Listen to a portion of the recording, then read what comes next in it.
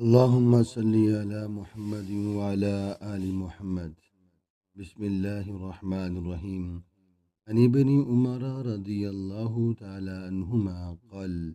أخذ رسول الله صلى الله عليه وسلم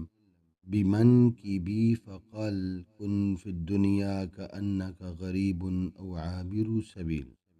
وكان ابن عمر رضي الله تعالى عنهما يقول: إذا أمسيت فلا تنتظر الصباح، وإذا أصبحت فلا تنتظر المساء، وخذ من صحتك لما رزقك، ومن حياتك لموتك. رواہ البخاری۔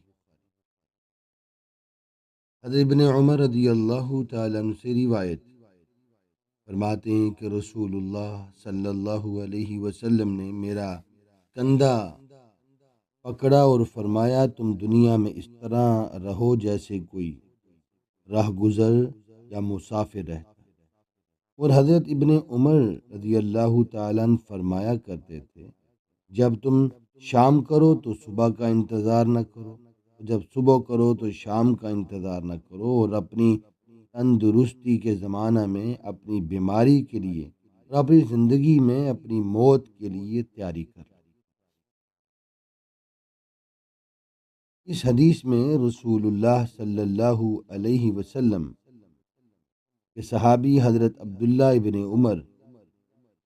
اس روایت کو نقل فرما رہے ہیں کہ رسول اللہ صلی اللہ علیہ وسلم نے اس دنیا کی مثال دی، فرمایا کہ یہ تمہارا مسکن نہیں ہے، تمہاری منزل نہیں ہے، تمہارا گھر نہیں ہے، یہ تو بس ایک عارضی جگہ ہے۔ جیسے تم کہیں سفر کے لیے جاتے ہو تو بس اتنا ہی سامان لے کر جاتے ہو کہ تمہیں واپس آنا ہے، کیونکہ جہاں تم جا رہے ہو وہ تمہارا گھر نہیں ہے، وہ تو تم عارضی طور پہ جا رہے ہو، اور وہاں جانے کے لیے تم تھوڑے ہی دن کے لیے اپنا ساز و سامان ساتھ لے کر جاتے ہو تاکہ تمہیں واپس بھی آنا ہے۔ اس حدیث میں